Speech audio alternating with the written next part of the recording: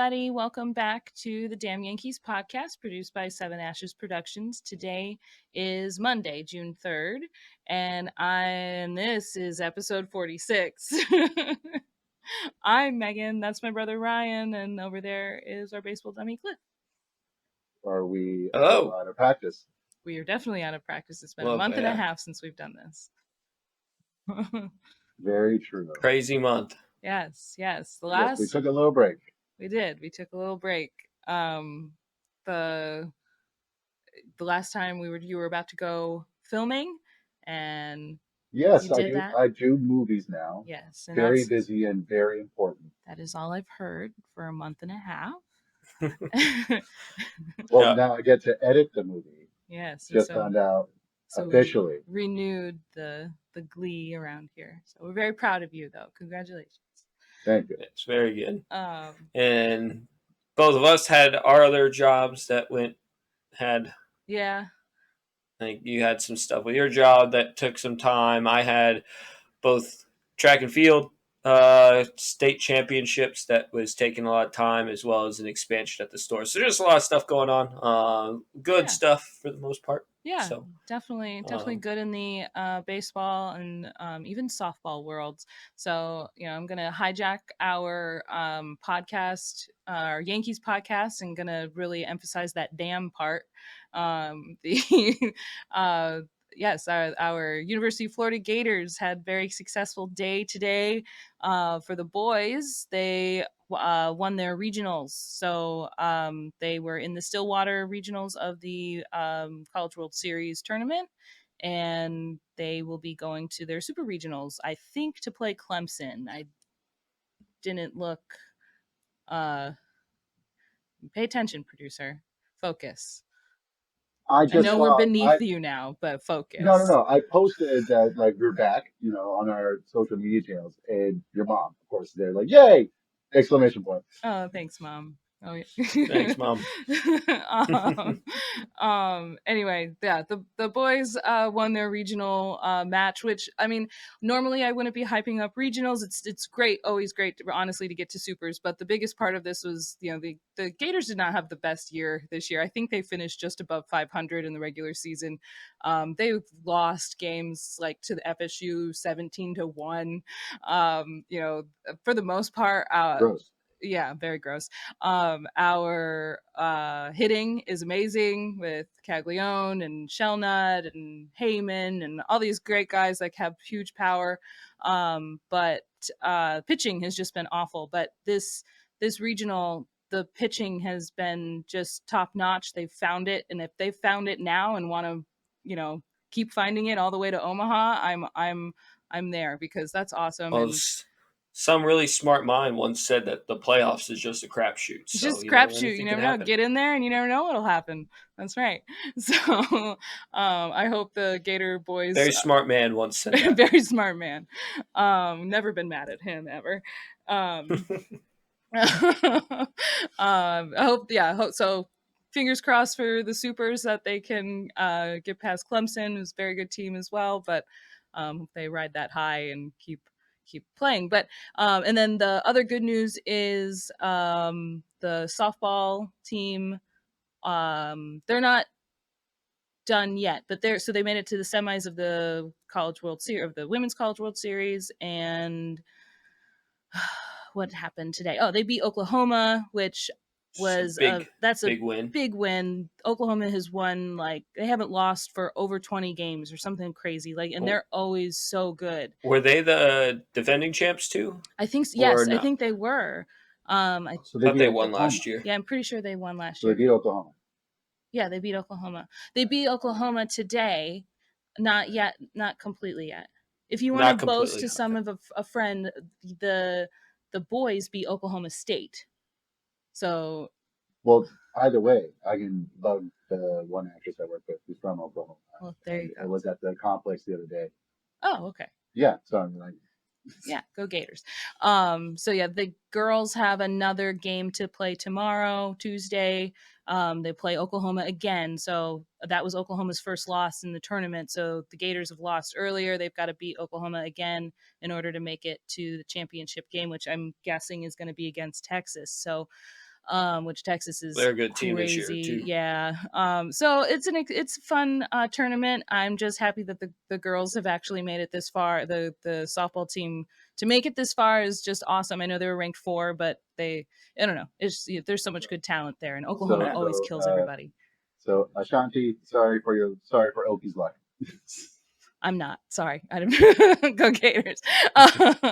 Joy, let's start. Real quick, Yeah. because I'm just going to hijack your hijacking real quick. But speaking about college baseball, have you heard about the D3 college baseball team I in have Alabama? that has no actual college. Is that what you're No talking? college. Yeah. While they're Birmingham playing, Southern baseball team. Their team shut down in the middle of their tournament. They're in the tournament, and actually, while they're forging a comeback against whoever they were playing the other day, like they were like closed doors, and they are May rallying. 31st they closed doors permanently, And but Birmingham Southern College or continues University to, continue to play. Yeah, they had to do a GoFundMe just to be able to pay for the ticket to go in because they don't have a college that can pay for them to do it. Wow. Yeah, apparently the school tried to ask Alabama for some type of extension or grant to keep the doors open for another couple years, and Alabama said no. And that stinks. So, well, cool for awesome story. Cool story though. Just way crazy. It'd be crazy if a team without a college actually wins. Like that's insane. Sorry. Anyway, just wanted to hijack because I know you wanted to go into a long rant about something. Well, so yeah, before you did that, I wanted to sneak that in there. No, that was a good sneak one. that in there. My rant is mostly about colleges being too afraid to pitch to Jack Caglione. Like he's the if you don't know who he is, he's the Gators two-way pitcher. Shohei I've brought him up before. Yeah, baseball. He's hit like 30 home runs, 40 home runs, something like that consistently while he's played it during the seasons. He's broken school records for home runs in a season. He's just, his power is amazing. Like I think he's hit a home run 500 feet. That's nothing for him. Yeah, I know they're using he's aluminum got the bats, longest. He has the longest hit home run in StatCast history, I believe. Yeah, I think that's right. And it's so, or at least in which college, I think we did talk about the last time. I think it happened around the last time we podcast. I think you're right. Because we talked about way over the scoreboard and the aluminum bat. I'm sure metal bats. I'm sure helped with it. But yeah. It doesn't matter. It's still hard to It is hard to hit. It is. It's so hard to hit something like that. So yeah. So he's a great player. Understand that he might get intentionally walked from time to time. Fine. There was a game, and now it's been so far back. I tried to look it up before and I couldn't find it. But so it was either during a doubleheader and during both those games. So during the day, he was intentionally walked 4 times, or during one game. So my memory's a little fuzzy, but at least during one day he was intentionally walked 4 times, and I remember being super mad about it at the time, and I thought it was in one game, which is just outrageous. Like I think he managed to still hit a grand slam in that double header series, but just 4 intentional walks. And just grow a pair, I think, and pitch to him. Sounds a little like Aaron Judge 2022. Yeah, not getting any pitches, and yeah, I mean, kind of similar, because even when people do pitch to him, a lot of times you're not giving him anything good to hit, and right. And I get that it's all about the game, it's all about strategy. You don't pass it off to the next guy. I think that's really dumb, especially they've got a lot of power hitters on the Gators that if you're passing it to the next guy, you're probably just gonna hit a home run and bring them in. So yeah, you have a risk of putting somebody on regardless, but I really am sick of seeing him intentionally walked multiple times. I mean, it's just, I know Cliff Hardy heard me go on this rant you've heard this at least 3 times. I just think that if you're intentionally walked, I agree with you though. Yeah, if you're intentionally walked multiple times, I feel like you should be awarded the number of bags per intentional walk. Like first one, first base. Second intentional walk in the same game, you get second base. And if there was a runner on first, they're on third now.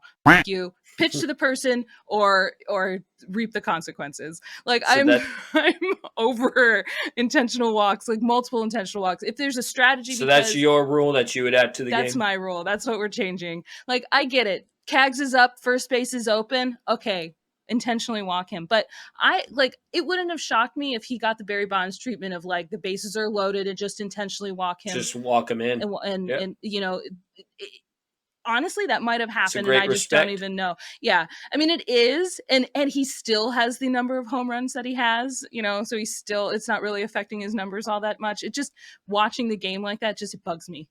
It bugs me so much. Yeah. But that's my rant. I hate intentional walks in the first place. I hate multiple intentional walks to the same player in the same game. So stop it. All right. Well, I think let's I did get all pretty the good. now that we got. It wasn't that long. Yeah, it was right? pretty good. That was less than 15 minutes too, and we got in some other stuff. So, but to move on from the angry stuff, because there's not much to be angry about. That's right. Well, and there's not much to be And- angry about in the Gators world either. We're still happy. We're still happy. with Yes. that. So, like we said, we have not podcast since May 22nd. April 22nd. April 22nd. Thank you. Yeah. April 22nd. And in that span, the Yankees were 27-11. They were 21-7 throughout the month of May. But in the span since we have last podcasted, 27-11. To give you a little bit over a 70% win percentage there. It's pretty good. It's pretty good.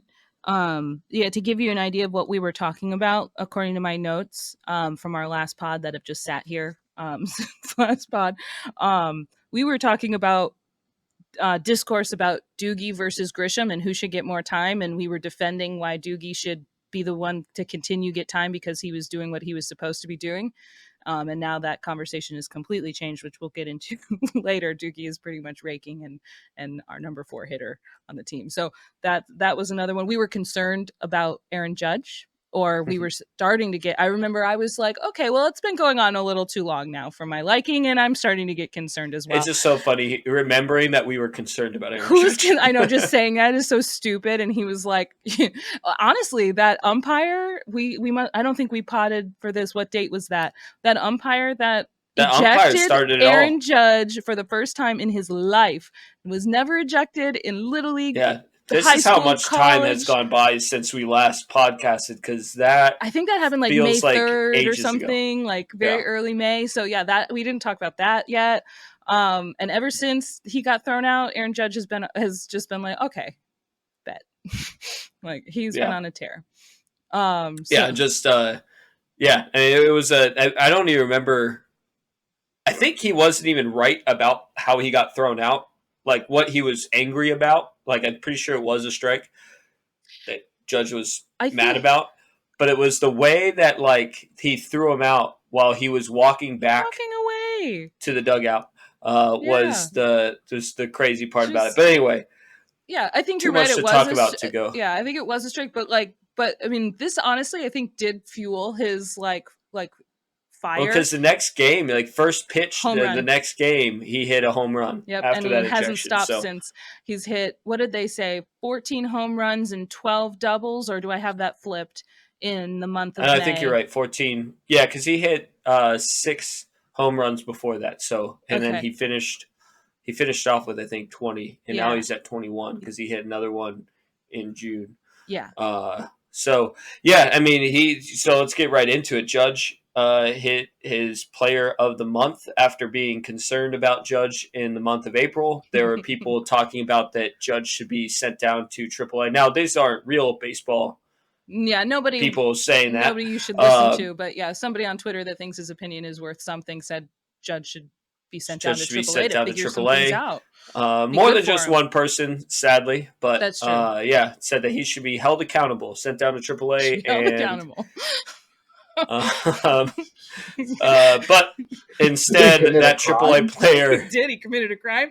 He batted 120 in the month of April, and even with basically not showing up in the batter's box in the month of April, he still leads But still, like every that, stat and all the good stats. He leads baseball. yeah, that language of like being held accountable, like they want to take him out back and stone him or something. Well, yeah. I mean, Yeah, well, he was. I mean, in the way you read some Yankee Twitter, I was gonna it's say, pretty close. It's not like he's gonna hit them. like, yeah, I mean, there are definitely people who think they have some serious, like, I don't know. Managerial skills. I don't know. Yeah, I mean, But but Twitter's Twitter. This would. But yeah, he had a crazy month. I think he also hit like 330 throughout the month of May. But That's yeah, it? he leads I the was league. like 430 Yeah, it is felt what like it feels more. like. Yeah. He hit for a 1.069 OPS, Jeez. I believe was the number. And second in the league in OPS is Juan Soto. Yeah. Everything So that Judge is first in, Soto is second in, and so yeah, beautiful, just like it was drawn up. I love it. There are multiple times we've seen Soto walk or get on base in some way, and Judge hit a home run, or Soto's just hits a yeah. I mean, it just monster happened in the mammoth home game run. in San Francisco. Was it yesterday? I think it was 2 days ago. His game because We hit 2 home runs in a game, and that was Soto. The Judge. Yeah. Judge's home run. He hit one 450 feet. Wow. When Soto had just walked, I believe, to get on base. Mm-hmm. That's beautiful. 2-run home run to start the game. Yeah, Soto almost put one into McCovey Cove, right? That's still the bay back there. That's what it's called. Yeah, I think that was yesterday's game, I believe. Was that yesterday? I like watching how far that one went. I was like, oh my god! Like, I don't know the footage, but hit that thing quite far. Yeah, and so speaking of Soto is the player of the week. So both of our guys are raking right now. So that's really good. Another really top end performance was throughout the month was Luis Gil. Not only was he given Rookie of the Month honors, he was also given the Pitcher of the Month honors, which is pretty cool. Pretty cool. I mean, I think his ERA for May is under 1, something stupid. And he consistently has double-digit strikeouts in a game. He had one where he had 14 strikeouts in the game, set the rookie record for the Yankees. Yeah, just like our whole rotation has been setting records for the Yankees. What did I see that they set a major league record for? I want to say it was like 17 or 18 games straight that they went at least 6 innings and didn't give up more than 2 runs. Yes, I think that's exactly what it was. You're right. Good job. That never. I could be wrong with some of those numbers in there. I'm pretty sure the 6 innings, 2 runs. Yeah. It could have been the number of games that I got wrong. Okay. It was like the 2 runs thing, I do remember being part of it. And it was but it's never happened in Major League Baseball ever before. So like our rotation has been lights out without its ace. Like, holy crap, that's amazing. Never would have thought that. But Gil has been a star on an amazing rotation. Like and what's crazy too about the Gil story, right, is that the only reason why we're having this performance is because Cole got injured. That's what, right? Like, I mean, Cole was no one really thought that Cole was injured. He had like some soreness in a game, but at the time during spring training, like it was supposed to be Cole, Rodon, Stroman, Nestor. Gil had already been sent to minor league camp. Like they had to recall him once Cole was actually injured. I think it was like a day or 2 before the injury happened. He got sent down to minor league something camp. Like that. Yeah, it was very quick, but yeah, they'd already said, okay, yep, Gil, go finish out minor league camp. Exactly. Yeah. And we have no use for you. Just kidding. And then that's what happens in baseball. Yeah, and they had a player or a pitcher duel between him, I think Luke Weaver and Clayton Beeter. Yeah. And Luis Gil won it out in spring training, and he has been lights out. And Luke Weaver has been excellent in his role too. I mean, some rough patches here or there, but honestly, I love seeing him come in. I mean, he's great personality too, but I do want to say, like, we we may not be the brightest minds of all of baseball, but I do have to give us a pat on the back credit for when we get stuff right. Yeah. We said at the beginning of the year that Luke Weaver should be the Michael King role this going into this year, which not necessarily anybody was arguing with us, because I don't think anybody listened to us to be able to argue with us on that role, that idea. But I do know that there was a lot of people saying that Luke Weaver shouldn't be on the team, that he's a wasted bullpen space. Yeah, and so even the Yankees were kind of using Luke Weaver in a shorter high they leverage. They wanted Lasagna to be that. Yeah, and then when Lasagna went down, they kind of Loaisiga. When he went down, they kind of shifted to put it. And I don't think he would probably just need to be stretched out, because King could end up going more than 2 innings, even. Like, he'd be the Oshie starter, or like the Oshie reliever. And thankfully we haven't had a need for one of those, really. But lately, but no, Luke Weaver has been able to go in like in the 7th inning innings, where he can go 2 or 3 innings if he need, like, he's looked great. I mean, I think recently there was one hiccup in one of the games, but but you're gonna have those. We can't win them all. Can't win 162, so we'll give up one here or there. But yeah, they've been great. Again, Luis Gil, I think Michael Kay said, I just don't like, I feel like I've made a skip over Luis Gil. Don't want to not give him his flowers, or whatever the saying is. But Michael Kay was saying on the game yesterday that if we had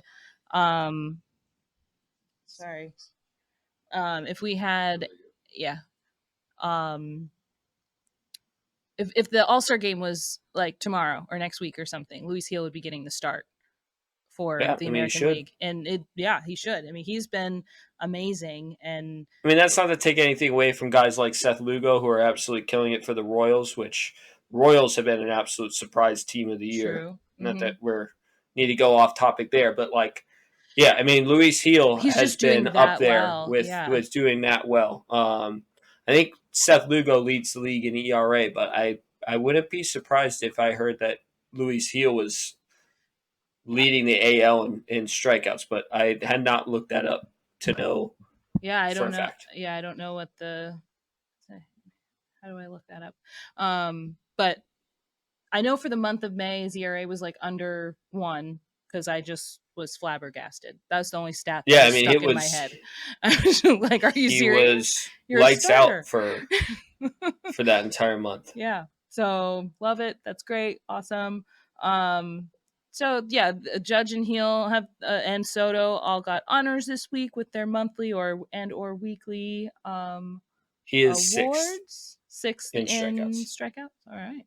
Yeah. I mean, that's right. I'll take that. Garrett Crochet of the White Sox is first. Interesting. All right. Well, White Sox have something. That's good for them. Other good performances that we've noticed, I think Volpe's performance should be highlighted, and I think also Boone's decision to not move him out of the leadoff spot when DJ came back. Adamant that he needed to be moved out even before then. Yeah, true. And I'm glad that Boone stuck with him and he stayed there. I mean, Volpe went on a 21-game hit streak. It tied the record for the Yankees. Yeah, franchise under 23 years old. Yeah, Joe DiMaggio is the only other one that no one's touching the real. Yeah, 56. I read today that the probability on that of a player going 56 games, we're talking about Joe DiMaggio's hit streak of 56 games, is 1 in 350,000 MLB players. Do you know there's only been like 20,000 MLB players? Wow. So like there haven't even been enough players to like even suggest that this could probably happen again. I wonder what the statistic would be if you took like Luis Arias, who is hitting like 4 for 4 games, like it's, I don't know, like he hits them like 3 or 4 times a week. He hits a 4 for 4 game, like he's doing an order at Wendy's or something. Yeah, like no big deal. Yeah. He I wonder what his probability of it is. And not that it's high, just how even Right, astronomically like Giancarlo, rare like would it be for him to do Stanton's. something like that? Yeah, like Stanton's ability to do this is going to be 1 in a million, right? But Right. like, yeah, Luis Yeah. Arise might be more like 1 in 10,000 or something. Yeah, one One in in a 10,000 seasons he might he might get actually it. go 56 straight games. Yeah, it is. I It'd be mean, pretty interesting to see what his probability would be. But that's yeah, I definitely mean, ranks 21 there with games in not happening. itself, like, Yeah, is a high number. People don't really start paying attention until you hit around 20. yeah. Like in a major way, like it kind of just as a side note You're when like, it's in oh, the teens. 14 But games in a row, great. But yeah, once they start, you go, oh my God, they're 20 games in a row. Really? yeah, How long is this going to go so on? 21, I guess. so definitely a cool thing to see from him. Mhm. I think the game that ended it was he actually was still on base 2 times. I think he walked Yeah, twice I in think you're that right. game.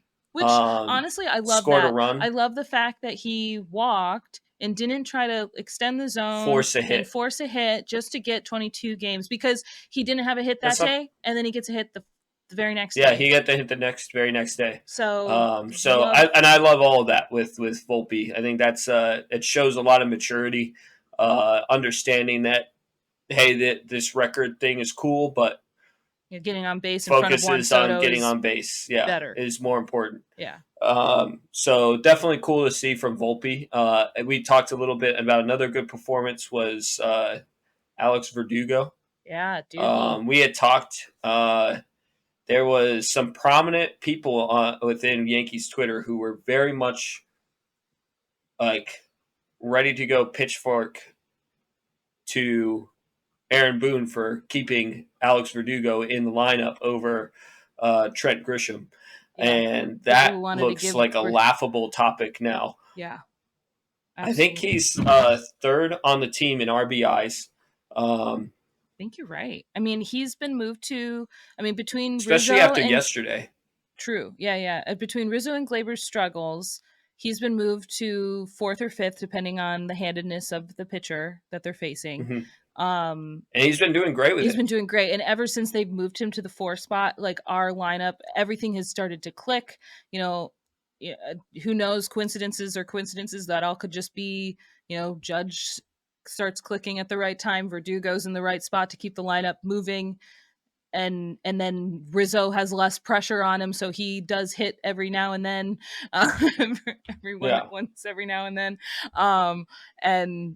and Trevino, Cabrera, the bottom of the lineup have been productive enough to flip it back over to the very hot top of the lineup, which in April was just like, where are you guys? What's going on? And they've certainly turned that around. Yeah.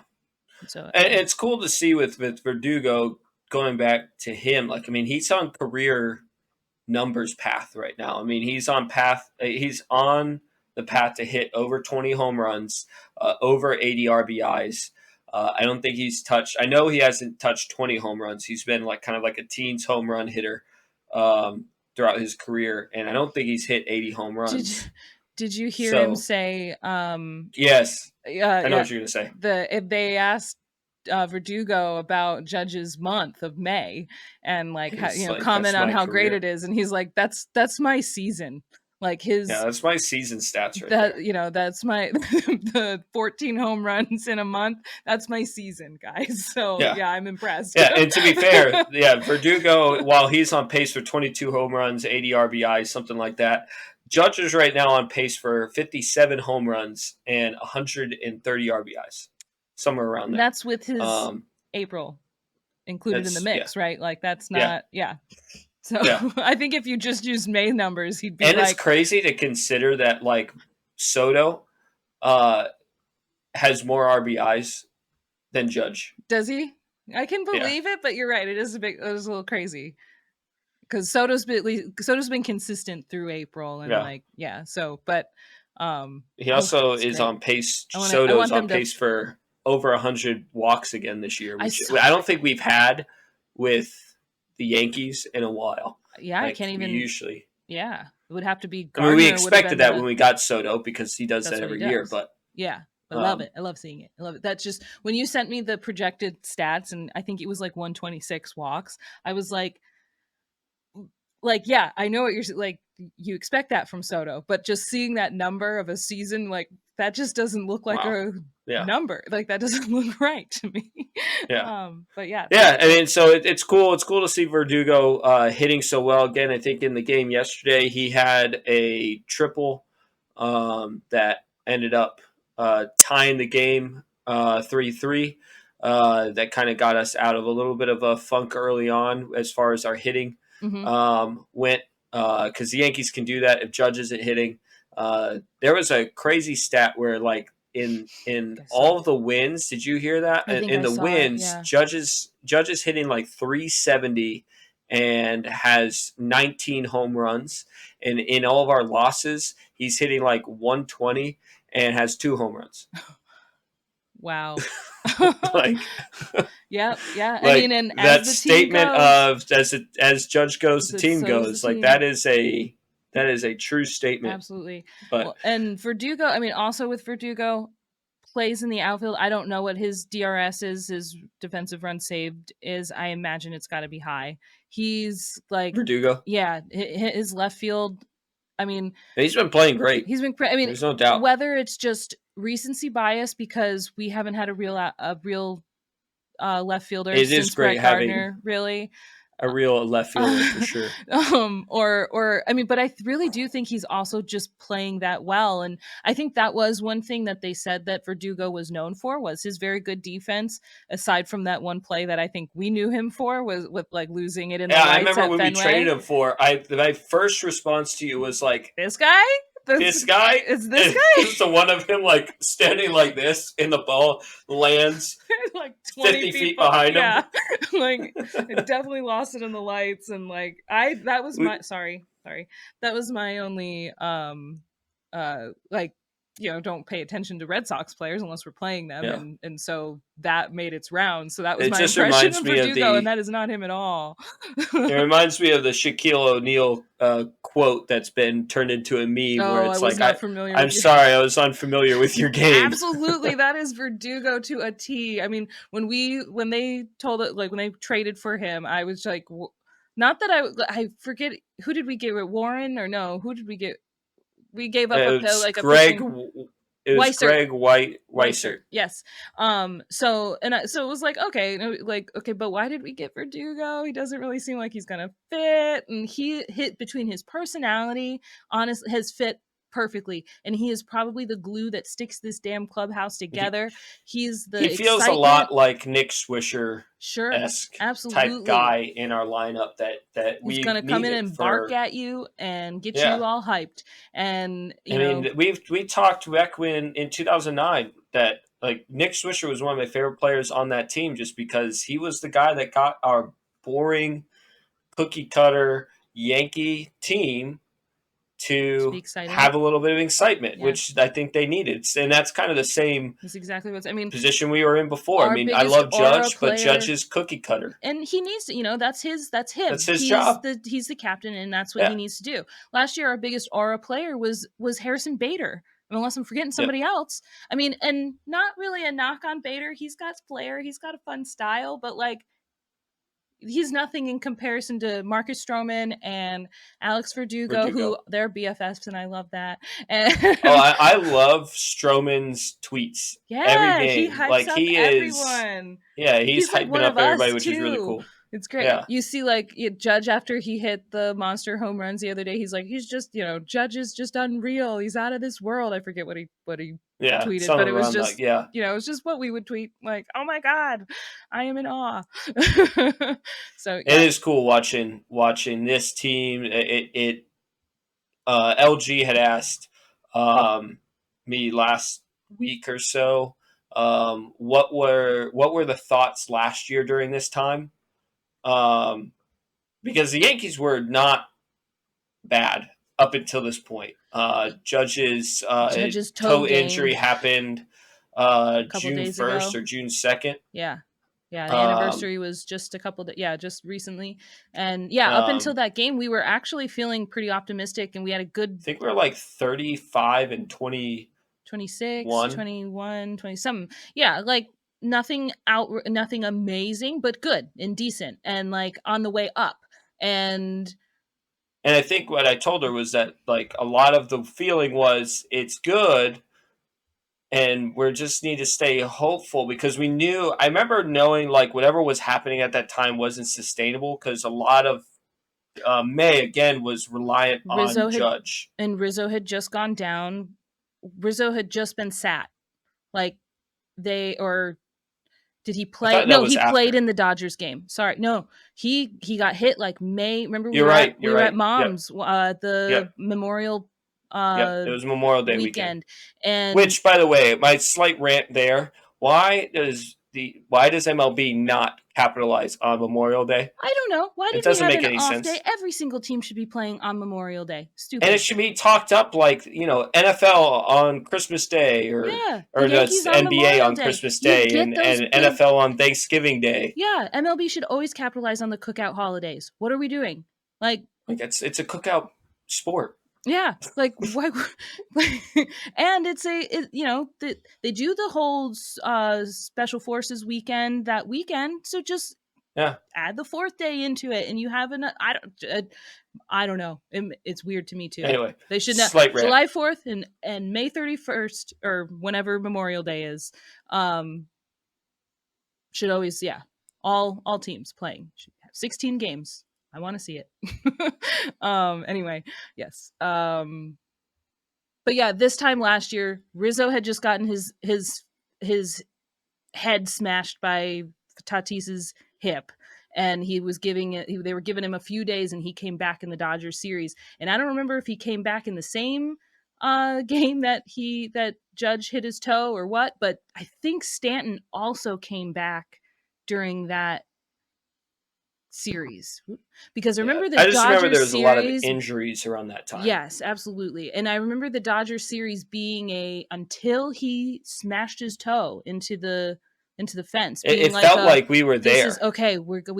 Rizzo's back, and he's okay. As far as what they told us, Stanton's back, and I think he hit a home run that game. And and Judge was having a really great series too. Yeah, so good. Judge had stole a home run in Seattle. I remember that. That was fun. Mm-hmm. So like West Coast was like, okay, we usually suck on the West Coast, and we're doing pretty decent. Let's keep those vibes going back to New York. And Judge, what did Judge do to his toe?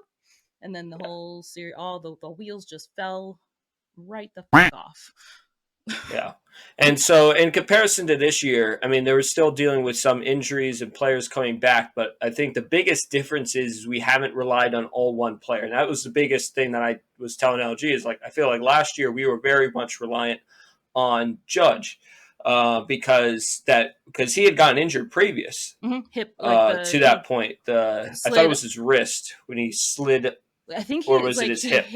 Pulled something in his hip, but yeah, it was on the slide. And something on that slide in Texas for a week. Yeah, a week or so. Yeah. And so that was one that we had a little bit of slide there, and then he came back from his injury from that one. Then there was the cheating scandal in Toronto. Oh, right. The eyes. Yeah. The side eye.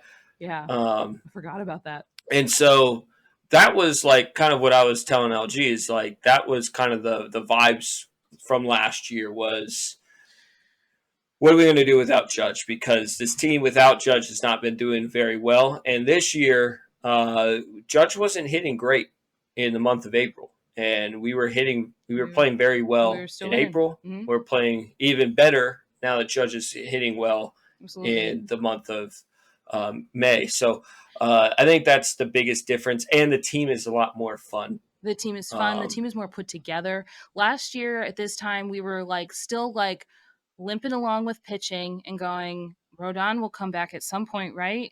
And yeah, because he hadn't even started a game yet. I don't think he had started a game yet. And we were talking about how Cole was basically saving us each week. Every fifth game, we were like, okay, well, at least we got Cole every fifth game, and you have to hope that our relief pitching was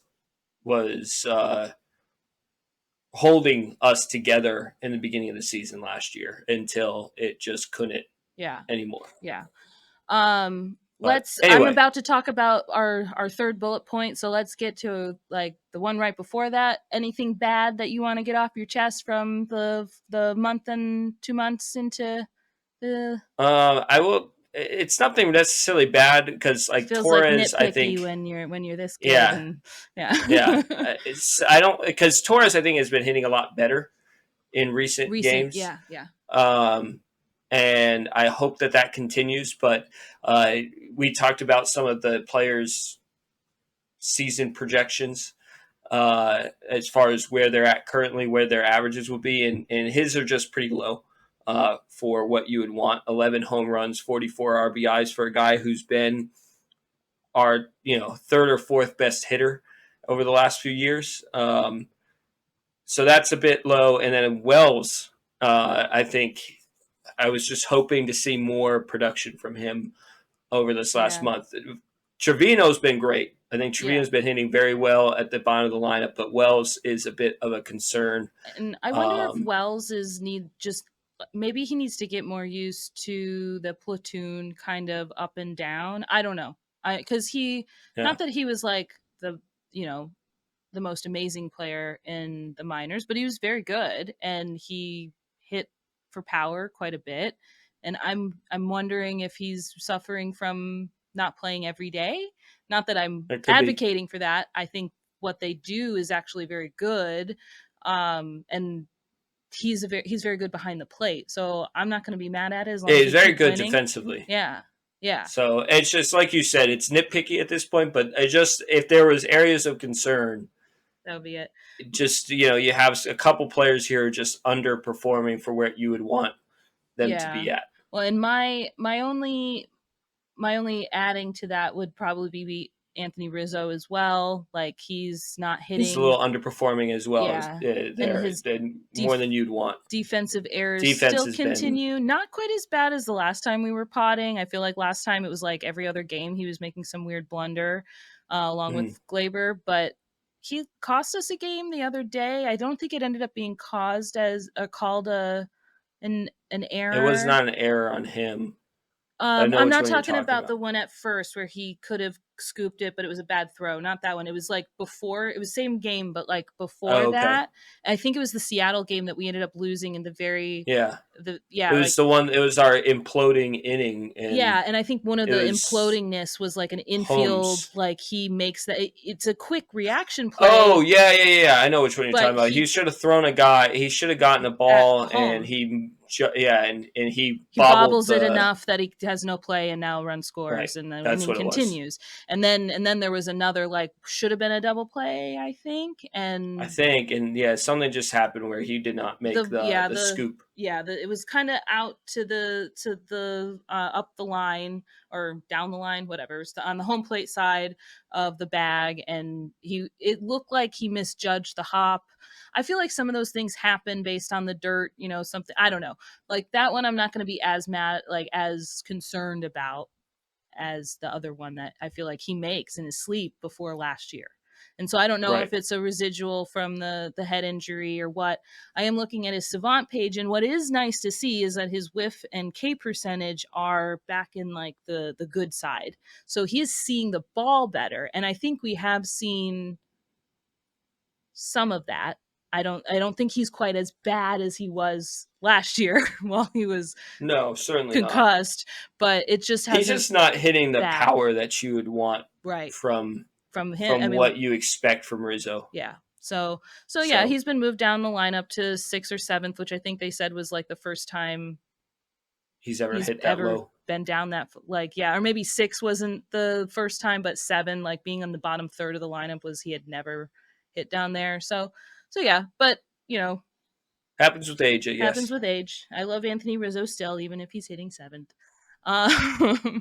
Okay, yeah. So not too many bad things to discuss. We do have injury updates and people who are returning, which is good news. Cole is returning soonish. And that so one of the big topics last month was when we got to this point. Pretty much all month long, Ryan and I are texting back and forth of like, who do we think is what's going to happen with the rotation? All of Yankee Universe is having this conversation. And the Yankees rotation basically was having the same question too, and they're just saying, Besides not me, Boone, passing it on to the next guy. besides Boone, who was specifically asked, "What are you going to do when Cole comes back? Have you thought about what you're going to do with the rotation?" He's like, "No, baseball usually has a way of taking care of this. I haven't even thought about it. Someone may, You he know, doesn't say someone may get if injured, but that's basically what he's but saying." if I was Clark Schmidt, I'd be a little pissed with like, Fuck hey, Boone. buddy. So yeah, Schmidt just a couple of days ago, news came out that he had a lat strain, which Which is came out of nowhere for me because I thought his last game wasn't terrible. Like it wasn't like there was something. no, it didn't look like there was anything to be concerned about, but they did say like he wasn't bouncing back in recovery between starts, which made them look, I guess. Which is typically where it starts from. Hopefully that means that, like with Garrett Cole, maybe they caught it earlier in the strain grade, and because right now they are saying he's no throw for 4 to 6 weeks, which, just like we talked about with Cole, if you're no throw for 4 to 6 weeks, you need 4 to 6 weeks to build back up on the other side. So we're talking 8 to 12 weeks that Schmidt is out, and we may not see him until August, September, if that's the math right there. Yeah, I think the most recent news was September is the Is Yankees' the goal. current timetable. Now, the goal was to get Garrett Cole back after by the All-Star break or right after, and he is starting his first rehab game tomorrow. Yes, so rehab. I'm sure he will be. They were talking. They weren't really sure how many rehab games he was going to do, but obviously they're trying to stretch him out. And so the question was, do they stretch him out to 75 pitches down in the minors and use the last, like his first start in the majors as the last stretch to the 85, 90, 100 pitches or whatever, or do they go to the higher? So anyway, so we'll see. We don't know. I guess I'm sure a lot of that will depend on how the rotation is doing, how desperate needing. Yeah, how does he recover after that first game of that first real game? How is Poteet doing in his role? Have we lost the lead to the Orioles, who somehow which I want to talk about that too, because we talked about a whole month that we played super great. Amazing. We only gained 3 games. Yeah, with 23-7 in the month of May, and Orioles are we gained 3 games. Well, and that's because we've had 4 games technically, because we started off the month a game below them. Okay. Yeah, I mean, we had poor timing that every time the Orioles lost, we also lost. It wasn't like it's just like, come on. Somebody said it, and it's definitely true, that it reminds me a lot of 2021 when we went on that 13-game win streak. We actually were at the last game of that win streak in Atlanta. Oh, that's right. Yeah, that's right. We got to see Gallo playing left field before we didn't like him anymore. Before we didn't like it, yeah. This is still early in his. He made a really good diving play. I think this was just a few games after we got him. Yeah, it was very early on. Yeah. And yeah, it was fun watching him play out there. He didn't do anything major, but we won the game. We did win the game. I remember that, and I like, oh, we beat the eventual World Series champions that year. Yeah. And I remember when we were talking during that time, it was frustrating because the Rays were still leading the division. We won 13 straight games, and we only gained 2 games on the Rays, and it's like, what else do we have to do? Yeah. I mean, it showed. I mean, in 22, I mean, it showed how much of a big head start. You know how much April games matter when your division rivals are winning, and they keep winning. They can put you in a hole pretty quick that you can't climb out of. And in 22, the Yankees put everybody else in a hole, and thank God they so much of one that they played like absolute garbage and kept their lead. Yeah. At the end of it, 22. I mean, yeah. Anyway. So, so Cole, are we still talking about Cole? I think Cole's getting his rehab. Yeah, Cole's coming back soon. And basically, baseball so gods. With Schmidt being out. Yeah, they took care of our question about who was going to go to the bullpen. Which it's still Nestor Cortez, because they're going to keep Cody Poteet in there, right? Obviously.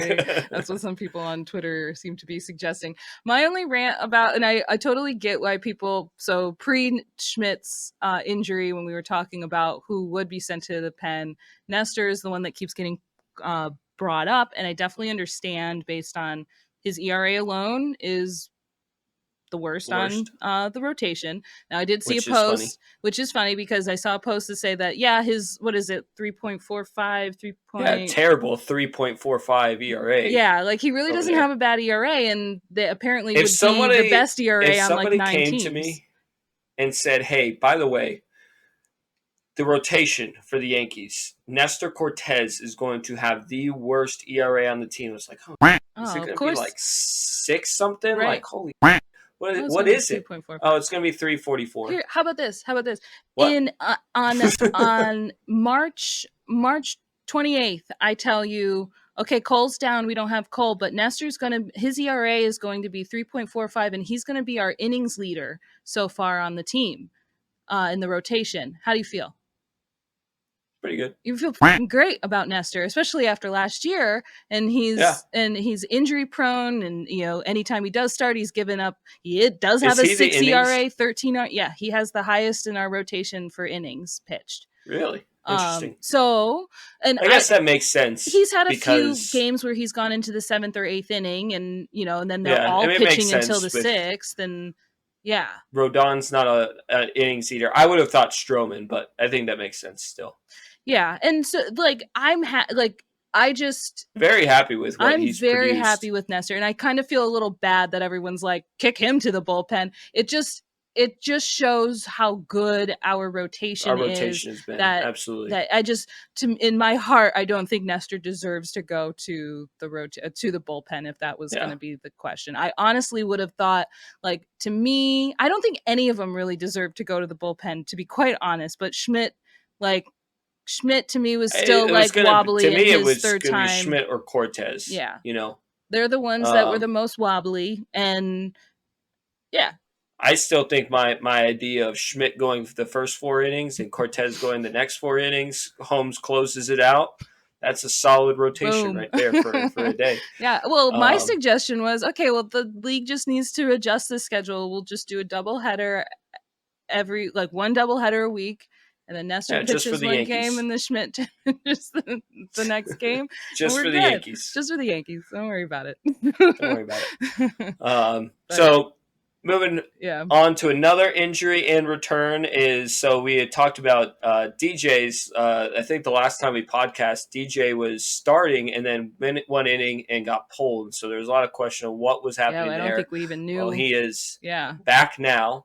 A couple of decent games for his return. But we didn't even talk back then. Okay, so when DJ returns, that's going to spell the end for Jahmai Jones on the roster. Well, that doesn't happen because John Birdie. Yeah, he tried to run out pulls his calf. He a grounder in the infield, tries to run it out, and 2-3 steps after the box, and a lot of people worried that it was a Achilles, right? Achilles tear, which luckily it wasn't, but it's still nothing good. He's out for a month at least. Yeah, I think that's So that's unfortunate for Birdie, and which is also funny because fortunate for Jahmai Jones, but.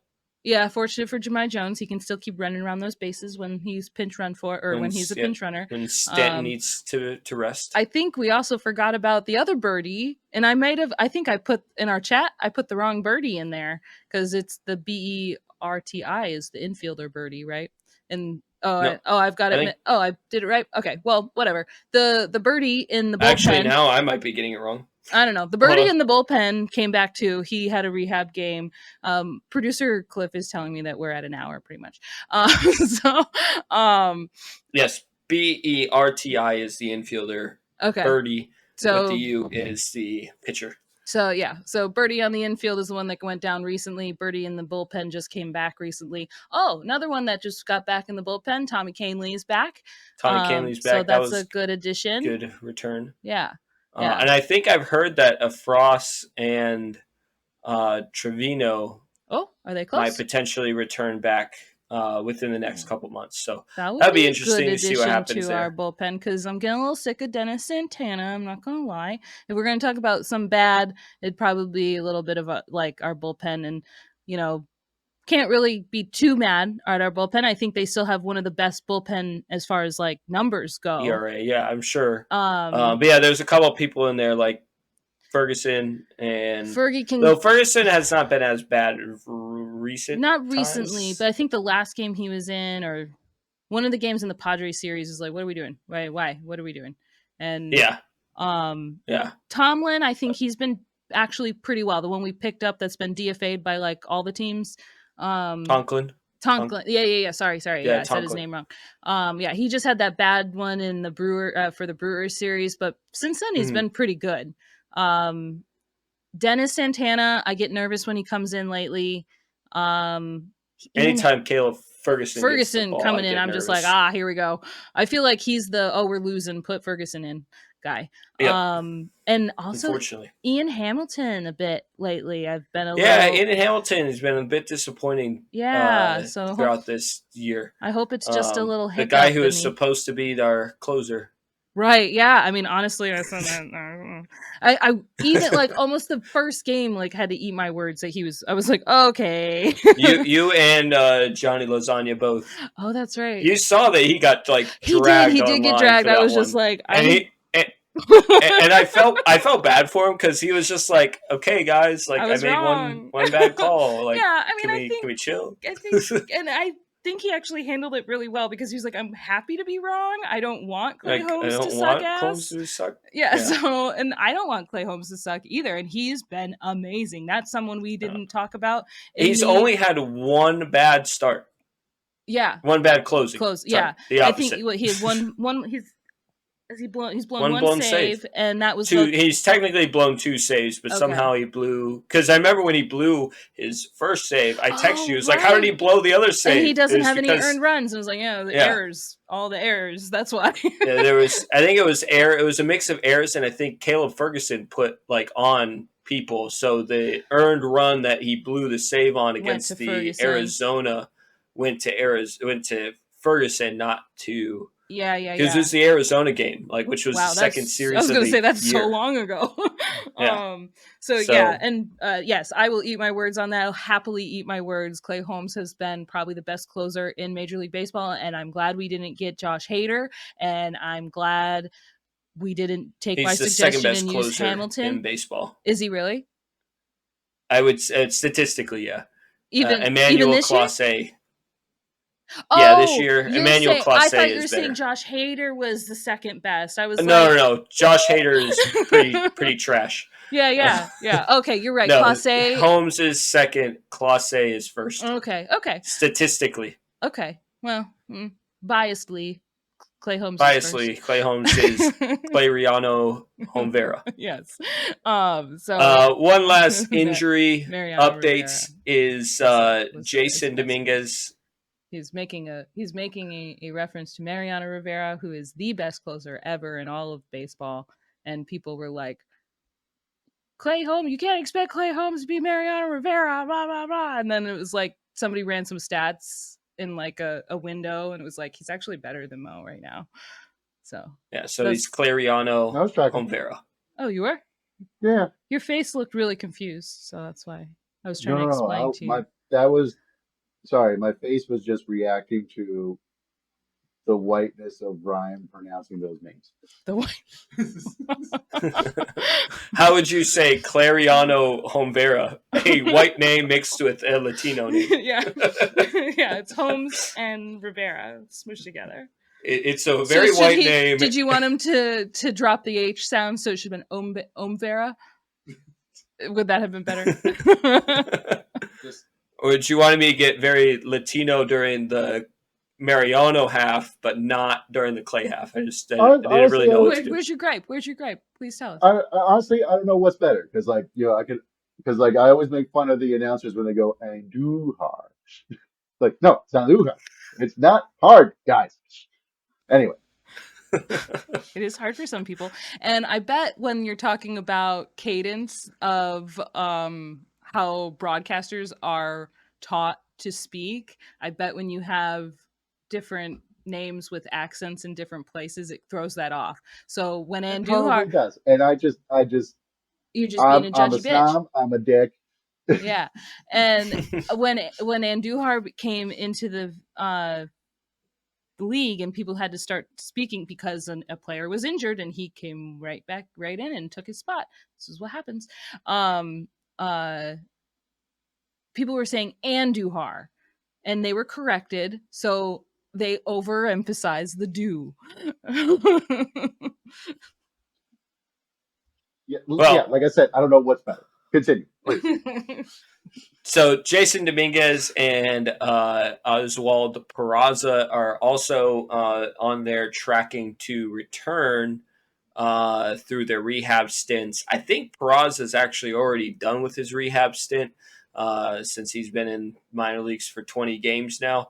So I think he was optioned back down to AAA, though I never saw an official transaction for that.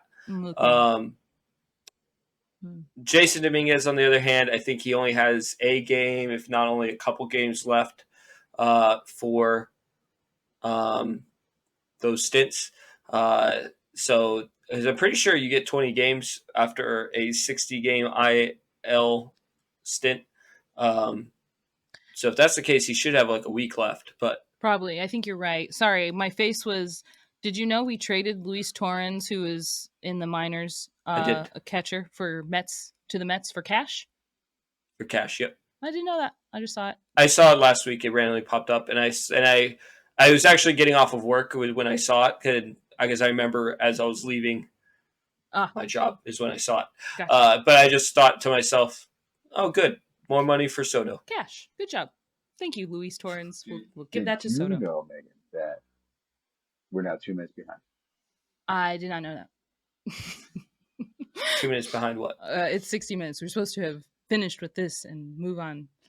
Well, we'll wrap this up real quick. Close. So Peraza has been really terrible in his rehab stint. Yes. He had a hot start in low A when people started claiming that Peraza should be starting over Gleyber Torres, which or I get even it. Waldo. Gleyber Torres hasn't been great, but since then he's now hitting 162 during his AAA stint, which is not good when you're facing people who are not major leaguers. Yeah. Clearly, because the best thing for Peraza is for him to get a little bit better and for Brian Cashman to let go and just trade him. Yeah. And then the other one is Jason Dominguez, who is having the opposite type of rehab start. He is batting over 300. He's hit 4 home runs. Those 4 home runs have all come in the AA grouping. I think he's likely, if he does have 20 games on the docket, I imagine that he's going to finish around 5 games in AAA on rehab start, and then it's going to be a question whether to bring him up or keep him in AAA and use an option. So maybe we can discuss that before we move on. Like, what do you think? Yeah, I mean, my opinion is he should play every day in AAA. If he gets called up to the majors right now, he's not playing every day. Verdugo, Judge, and Soto are going to be in the outfield. There might be some ways to sit Stanton, DH, Judge, have Dominguez in center field, but that's not an everyday thing. We've had a consistent lineup for the whole season so far, pretty much, like with tweaks here and there based on handedness. And I think another point to that is we win the series already in San Francisco. Mm-hmm. We won the first 2 games, and they didn't put out a punt lineup. Yeah, you didn't see Grisham and last year this time we're putting out Jahmai a Jones punt lineup. Mm-hmm. Yeah, absolutely. Starting. They put out their best lineup. Excellent point. That is an excellent point. And so I think the best place for Dominguez right now, this soon after his UCL repair and rehab, is to play every day in AAA. How many games did he play last year before he was brought up? Now, I mean, this is also kind of a point in AAA. I don't remember. I don't think it was very much because I think he was called up. Around like 20 or 30. Yeah, he started the year in AA. Yes, I do remember that. You're right. So it wasn't much. I just think let him play every day. I think that's the most thing. Is he going to probably ball out in AAA and be amazing? Probably. But him... but I don't think to your point, there is no point in bringing him up to Major League Baseball. I get he is already in Double A, I think a better option for our fourth outfielder Then than Grisham. Trent Grisham. Agreed. Absolutely. I agree. But Grisham's getting put in on like random days or when we're up by 15 runs or as a pinch runner. right. And that should not be Right. Jason Dominguez's Jason Dominguez role. is not a bench. He should be starting every day. That's like when people are mad that Clayton Beater is in AAA right now. Like, no, don't Like be the reason mad. He's Clayton getting a Beater start every is in fifth day. AAA is that because they believe that he's a starter, not some bench piece, bullpen long reliever guy or something. Yeah. Right. That and for a rotation right now that we've already talked about is playing so well. He wouldn't be in many long relieving situations, so there's not a real sense of urgency to call him up. So keep him starting every fifth start. And I think that's the same position that Jason Dominguez should be in. Yeah, and I think we 100% agree. I think we should also remember that he's come off a UCL repair, which, yes, for non-pitchers is a shorter rehab stint, but they were projecting him to be back. I think that last year we were hearing the earliest at the All-Star break. Earliest at the All-Star break. I know his like rehab even during spring training they said was ahead of schedule. And so it's continued to be ahead of schedule, and that's great. Awesome. I love that. But don't push things, I think. I don't think there's any need for it. I think again, going into conversation with, maybe figuring out something else with Stanton. I think you just have to wait until Stanton goes into a cold spell. Wait until Verdugo starts to level back out. Again, he's on career numbers right now, so statistically, it would suggest that in the next couple months he's going to fall back to even that playing field back out.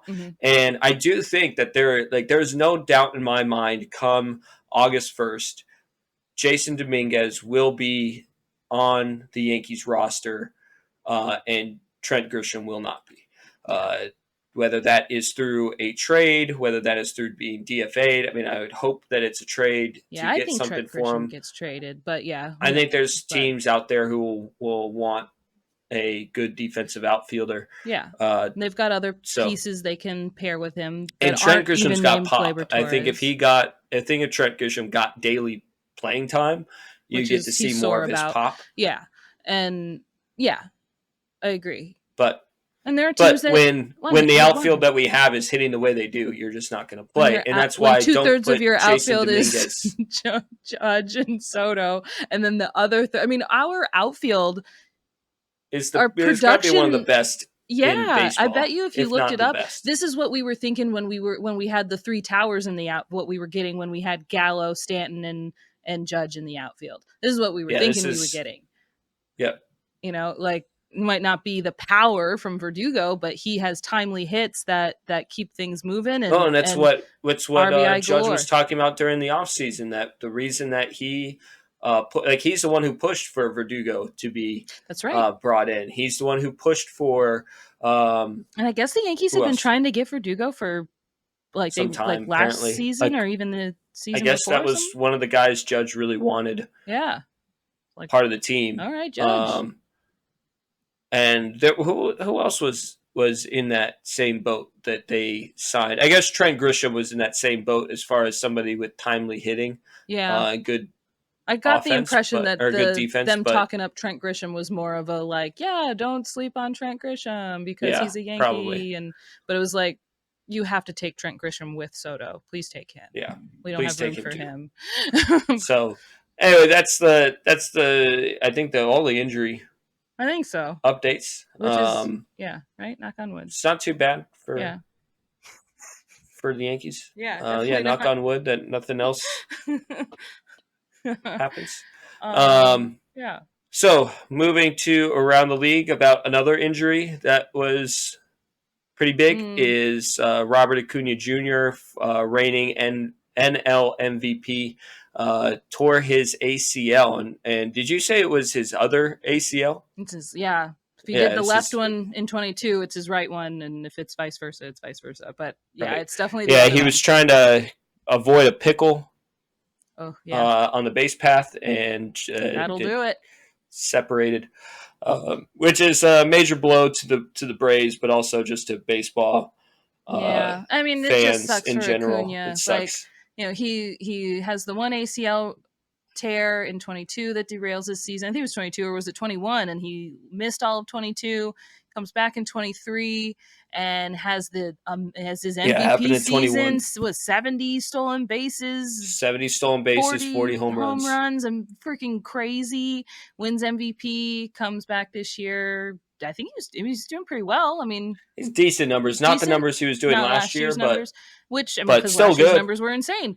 But Yeah, so it's doing decent, and yeah, so it does suck, and you don't want to see that happen. And I think hopefully, somebody had compared Robert Acuna, and I hope it's not the case for him, but Robert Acuna is this generation's version for MLB of Derrick Rose from the NBA. Someone who was young, who won a MVP early on in their career, showed a lot of promise, and tore his ACL, both knees, multiple times, and his career was never the same. I hope that's not the case for Acuna. Hopefully I it's hope not. that Derrick Rose is basketball, right? You just said, yes, yeah.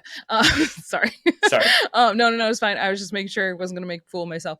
ACL injuries, to me, I have no stats to back this up, seem more likely in basketball. So I'm hoping, with just the juking and like just the way they're running up and down the court for as long as they are, and so hoping that Acuna isn't in for something like that. And I really hope he can come back and rehab and do just win another MVP. Just win another MVP. You're in a different league. It's fine. Just win another MVP over there. Win one, and it's probably going to be until 2026 that he can do that too, which sucks. I mean, I imagine he's going to be able to come back next year. The one that happened in 2021 was much later in the season.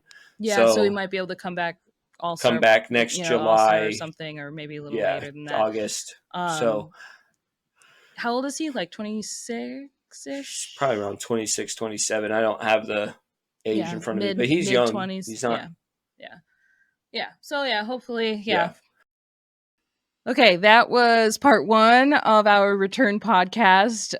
We talked for way too long on this episode, so we did split it into 2 parts. And part 2 goes over other stuff around the league, as well as that crazy infield fly rule that happened with the White Sox game and the Yankees game recently, and some what Mets stuff.